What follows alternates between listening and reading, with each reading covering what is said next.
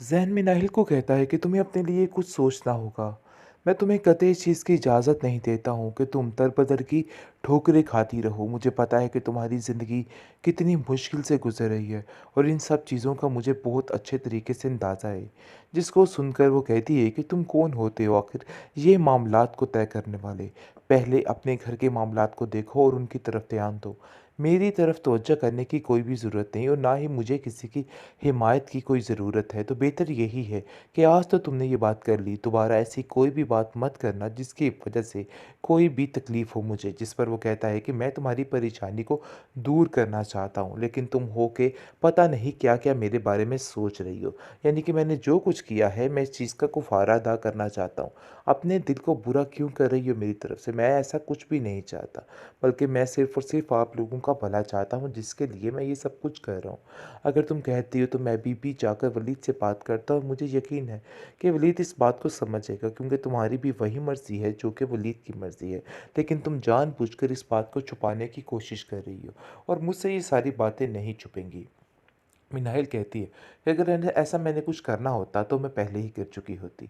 तो इसलिए बेहतर यही है कि तुम मुझे कोई भी इस तरह के मशवरे ना दो, क्योंकि मैं अब किसी एक की नहीं सुनने वाली। मैं जो करूँगी अपनी ही करूँगी। जिस पर वो कहता है कि मैं सिर्फ़ और सिर्फ़ तुम्हारे फ़ायदे के लिए ये सब कुछ करना चाहता हूँ। पता नहीं क्यों तुम्हें अपने नफ़ा नुकसान की कोई पहचान बाकी नहीं रही।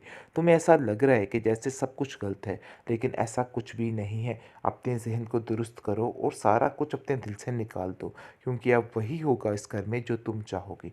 तुम्हारी मर्ज़ी के बगैर अब इधर कुछ भी नहीं होने वाला। जिस पर वो कहती है कि मुझे इस घर में मर्ज़ी चलाने की कोई ज़रूरत भी नहीं है। मुझे सिर्फ़ लोगों को चुप करवाने के लिए बार-बार इस बात को बताना पड़ता है कि ये मेरा घर है, वरना ये लोग मुझे एक पल के लिए साफ जीने ना कहती दें। है कि मुझे खुद समझ नहीं आ रही कि आखिर मैं कहाँ पे जाऊँ? यहाँ पे रहूँ तो माजदा आंटी ने मेरा जीना मुहाल किया हुआ है, और दूसरी तरफ आपकी तरफ आऊँ तो मेरा सबा जीना मुहाल कर देती है। मुझे तो किसी बात की कुछ समझ नहीं आ रही है। माजदा बहुत ज़्यादा रौब जमाने की कोशिश कर रही है और मैं नाहिल को कहती है कि निम्मी अब भी यहाँ पे ही रहेगी, क्योंकि उसके दिमाग में भी बैठ चुका है और उन्होंने जो प्लानिंग की है ना, वो बहुत ही ख़तरनाक किस्म की है। मैं नाहिल साफ साफ इनकार कर देती है कि मुझे ये लोग बिल्कुल भी पसंद नहीं और मैं कतई अपना कमरा इन लोगों के साथ शेयर नहीं कर सकती हूँ। बहरहाल जी, अब देखेंगे कि वलीद आंखें बंद कर कर अब इस बात पर यकीन कर रहा है कि उसे सबा उसको ज़ारा को कुछ रकम दे देनी चाहिए, क्योंकि बातों बातों में कई दफ़ा हनान ने उससे इस बात का जिक्र किया है। लेकिन मिनाहिल इस बात को लेके काफ़ी परेशान हो जाती है और साफ साफ इनकार कर देती है और कहती है कि देखो, इस तरह की हामी कभी भी मत भरना, क्योंकि ये बहुत बड़ा फ्रॉडिया है। तो इसलिए इसे बच के रहना ही बेहतरीन काम है। मुझे तो इन लोगों पे बिल्कुल भी यकीन नहीं है। लेकिन जी, आप देखेंगे कि साफ साफ ज़ारा उसको ज़लील कर देती है और कहती है कि हमारे मामलात में मत पड़ना, क्योंकि ये मामला बहुत ज़्यादा संगीन है और इस मामले से दूर ही रहो तो बेहतर है। मैं तुमसे बस इतना ही कहना चाहती हूँ, क्योंकि ये मामले कुछ ऐसे नहीं हैं कि जिन पर नज़रअंदाज कर दिया जाए। ज़ारा जो है वो बहुत ज़्यादा गुस्से में आ जाती है और वलीद को कहती है कि तुम्हें नहीं पता, अंदर ही अंदर तुम्हारे घर की सारी जड़ें काट रही है ये मिनाहिल, और तुम लोगों को लग रहा है कि वो तुम लोगों का साथ दे रही है, लेकिन हकीकत में ऐसा कुछ भी नहीं है। वो सिर्फ़ और सिर्फ तुम्हारे खिलाफ एक ऐसी डील तैयार कर रही है जिसे तुम्हें खुद नहीं पता है। लेकिन नरगिस कहती है कि देखो ज़ारा, मैं तुम्हारी बड़ी इज़्ज़त करती हूँ, लेकिन इसका मतलब ये हरगिज़ नहीं है कि मैं तुम्हें अपनी बेटी के बारे में कुछ भी कहने की इजाज़त दे दूँगी। नरगिस बेचारी ये बात नहीं जानती है कि वो जिन लोगों को अपने घर में शामिल करने की कोशिश कर रही है, यानी कि बार-बार ज़ारा को और माजिदा को बुला-बुला कर इन सारे फंक्शनों में शामिल कर रही है, वही अंदर से इसकी जड़ें काट रहे हैं। यानी कि ज़ारा जो कि दिमाग में लेके बैठ चुकी है और उसके दिमाग में सिर्फ़ और सिर्फ़ वलीद और उसके घर की सारी साजिशें ही गूंज रही हैं और उसको समझ नहीं आ रही, और सारे हीरे जवाहरात देख के वो सोच रही है कि आखिर उसने अपने हाथों से ही अपना गला घोट लिया है। उसको ऐसा नहीं करना करना चाहिए था। उसको ये बात समझनी चाहिए थी, उसकी माँ उसके लिए बहुत अच्छा फ़ैसला कर रही थी, लेकिन ये बात उसको बिल्कुल भी समझ नहीं आई है। बहरहाल जी, आप देखेंगे कि बहुत ज़्यादा परेशान हो चुकी है ज़ारा और कहती है कि मैंने ये आखिर क्या कर दिया। लेकिन वैसे ही जो बात हनान से करती है और कहती है जाकर कि देखो, मैं तो उनके घर के मामलात देख कर ही हैरान हो गई कि आखिर ऐसा कैसे हो सकता है। इतना खुला पैसा हर चीज़ देख के मेरी तो आंखें ही फटी की फटी रह गई।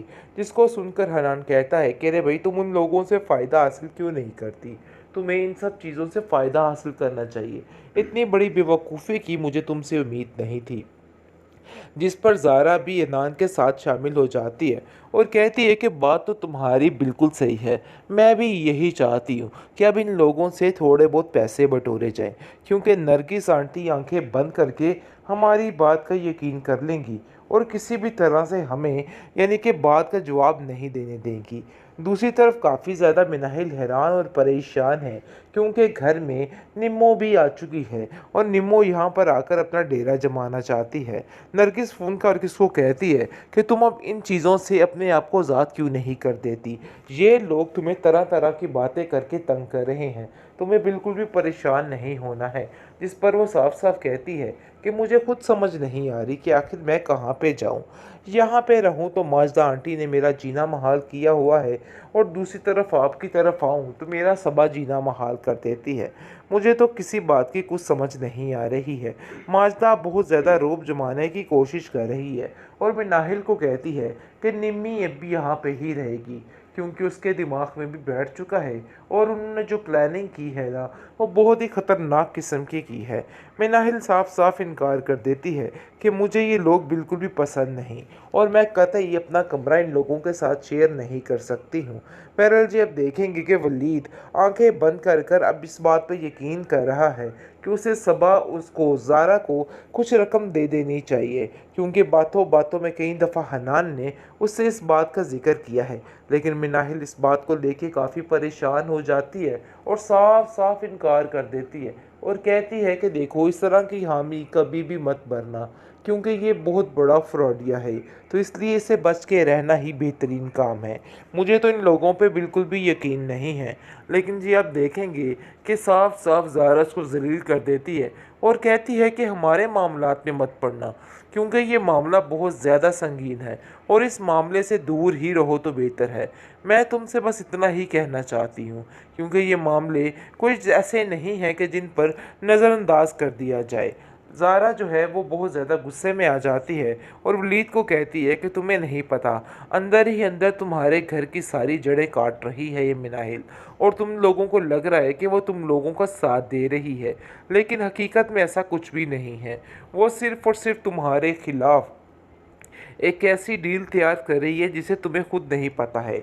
लेकिन नरगिस कहती है कि देखो ज़ारा, मैं तुम्हारी बड़ी इज़्ज़त करती हूँ, लेकिन इसका मतलब ये हरगिज़ नहीं है कि मैं तुम्हें अपनी बेटी के बारे में कुछ भी कहने की इजाज़त दे दूँगी।